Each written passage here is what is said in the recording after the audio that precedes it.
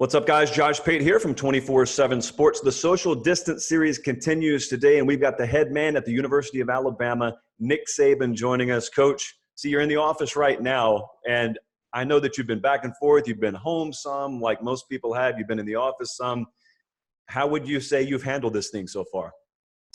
Well, I've been pleased with the way our staff has handled it and the way our players have sort of responded to it. We were pretty fortunate that the players were still here when things got shut down on March 13th, and we were able to organize them very well academically, as well as their workout programs and weight training programs, and that's going really well for us. And we're doing Zooms every day, like probably most people are, Monday through Thursday, with our players, and they've been very attentive. And there's been a lot of really good teaching, go on, because it's not time sensitive to hurry up, get this in. We have practice today. So you can really take time and teach, and hopefully the players are getting a better understanding because of that.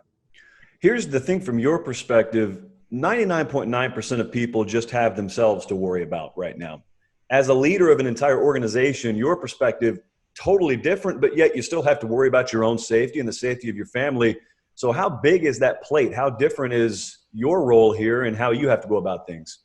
Well, I think first and foremost, you want people to be safe. So whatever the protocols that they've asked us, to follow relative to social distancing, I just took my mask off actually to do this, interview, because we are back in the office this week, at least a limited number of people, and we are wearing masks and we are getting tested when we come in every day. So I think that's number one. You want your people to be safe. You want your players to be safe. Having the opportunity to visit with them so you can check on them, 3 or 4 days a week, I think is also important. But I think that, you have to be able to improvise and adjust a little bit.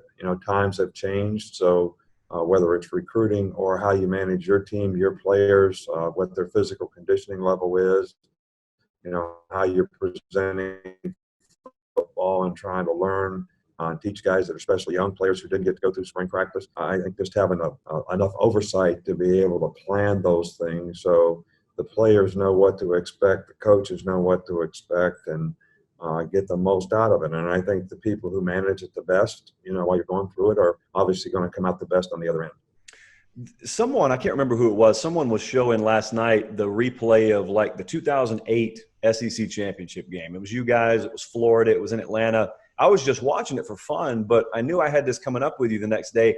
And it struck me how you guys were growing to what was going to become a dominant program then, still a very dominant program now. And yet I look at you and the personnel you have now versus the personnel you had then, and so much has changed, yet you guys haven't taken this big dip. Everyone wants to evolve when they're 7-5, but you guys have been largely on top of the sport, yet you've still evolved. How important is that, and how do you go about convincing folks we got to keep evolving even when the results are good? Well, I think, people have to understand that, success is not a continuum. It's momentary. All right. So even though you're having success in 2008 or 2009 or whenever, and I remember that 2008 game, Tim Tebow was pretty dynamic in the game and made about every play he needed to make. And we played him again in 2009, so it was a little different. But I think you have to evolve because that if you're going to stay successful, you got to stay and keep an edge in everything that you do. So the game has changed dramatically since 2008. There weren't many RPOs back in those days, so that's one of the big changes offensively that people have taken advantage of, and how we've had to adapt defensively to that. Also, the no huddle. There's been a lot of things that we've had to adapt to, and I think if you're going to stay on the cutting edge, you got to be willing to make changes and be flexible. You guys just did that in a big way with your strength and conditioning program. Scott Cochran was there for a long time. He moves on to Georgia, and you guys brought in – I haven't found a single person to say a single negative thing about Ray and David Ballou, the combo that you brought in from Indiana. Here's what I've been curious about. When you're hiring a linebackers coach, that's right in your wheelhouse. But when you're hiring someone in the field of sports science, how do you make sure these guys are the best of the best, and how do you make sure you're as thorough in that avenue as you would be maybe in a more football position coach-centric avenue? Well, I think that we were actually going through, Scott Cochran did a great job here for us for a long, long time, but, we were going through a little internal change. We had had some NFL people who were more sports science centric, I'm going to call it, to see how we could adapt and adjust, what we were doing. So we were already, our mindset was already thinking in a different direction. So when Scott left, it gave us an opportunity to research, a lot of people in the country, how they did things, why they did it, who was still sort of doing things the way we did them 10 years ago, and who had sort of progressed and actually taken advantage of some of the sports science stuff that, is out there now. So I heard about these guys because they were at IMG, years ago. We've had some players there who, had recommended, David Ballou and Dr. Ray. So I was interested to talk to them. And, when they came in, their individual training programs, how they train elite athletes, the injury prevention success that they've had in the past, all these things really were exactly what the doctor ordered for us. And then when they came in, the players, immediately responded in a very positive way to, some of the things that they implemented. So it's been a real positive for us. Coach, I sit here at 24/7 Sports. Obviously, we follow recruiting year-round. Now, granted, I see the tip of the iceberg. You get to see the whole deal. It appears to me, from my perspective, that with how things have changed right now, some programs have been ultra-aggressive, taking every verbal commit they can take. Other programs may be taking a more measured approach. And so, from my perspective, I wonder, what have you had to change about your protocol when you lose evaluation periods and camp opportunities? And how does that adjust what you do going forward on the recruiting trail? Right. Well, we obviously lost some of the evaluation tools that we've used in the past to get young players, even juniors that you have question about, to be able to see them in spring recruiting, as well as, possibly having them in your camp, in the summertime, is definitely a very useful evaluation tool. But we've not really changed our approach in going out. I don't, the statistics better than I do, but I know there's like 3 times more guys that have already made verbal commitments than what would be typical in a normal year. And I understand that because players had a very limited opportunity to go to junior days, maybe one in February, one maybe early in March. So they didn't get to see very much. And they want to secure a spot in terms of what their knowledge base is relative to what they have seen. But we've tried to continue in our evaluation process, which is very important to us, so that we get, the players that are good fits for us in terms of what our critical factors are at every position. So we've got to continue, along those lines. Getting a whole bunch of commitments, and then maybe some of the better players out there that you'd like to recruit or have an opportunity to recruit, you lose out on because you have so many commitments from other people. So we haven't changed our philosophy and how fast we take players from an uptake standpoint. We've continued to try to evaluate with the tools that we have, which is obviously not spring recruiting or, summer camps, but to be thorough and really knowing as much as we can about the players that we do take.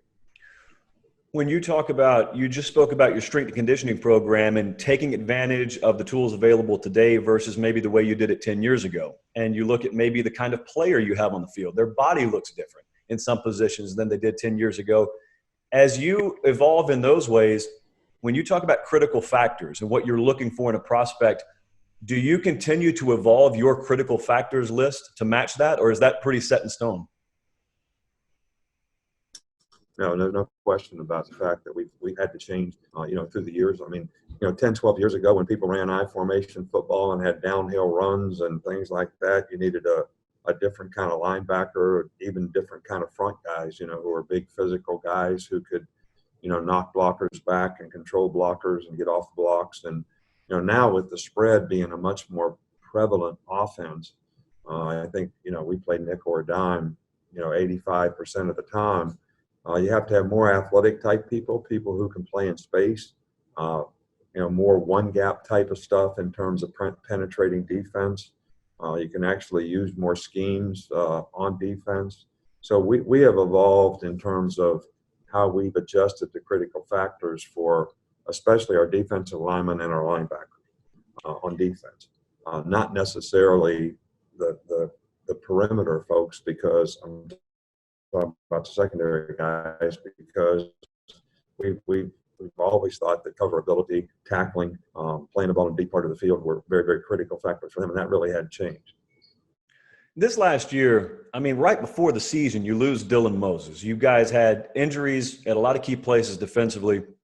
But yet, if you're in my world, when you get to the end, no one ever wants to focus on the why. They just want to talk about the what. And you've got defensive numbers that may be a tick off of what they normally are. And everyone always wants to blame a coach, blame a coordinator, blame a head coach. But yet I know you don't have a coach on your staff if you're not confident in him. So Pete Golding's entering his second year now as your full-time defensive coordinator. When you guys do your own internal self-evaluation and self-scouting from this past season, from your perspective, what is it that has to get better? What are the areas that you, as the head coach of Alabama, key in on? We didn't execute very well last year. There's a price to pay for winning. There's a price to pay for being a leader. You have to push people to get them to do things that they might not want to do. Make them uncomfortable. You almost have to get used to being. Everybody wants to be comfortable, but you got to get used to being uncomfortable if you're really going to be successful and you're really going to be good. And I could really relate to that because that's kind of what we've always tried to get the players in our program to do. Some understand it, some don't. You know, some people use that against us in recruiting sometimes because, you know, I've heard, well, you don't have any fun at Alabama. Well, you know, we have fun here. I mean, the structure that we have is so the players don't have too much fun. But at the same time, we're also trying to create a culture of accountability where, you know, the players have the best chance to develop, you know, the kind of habits that are going to help them be successful in their life, in their future.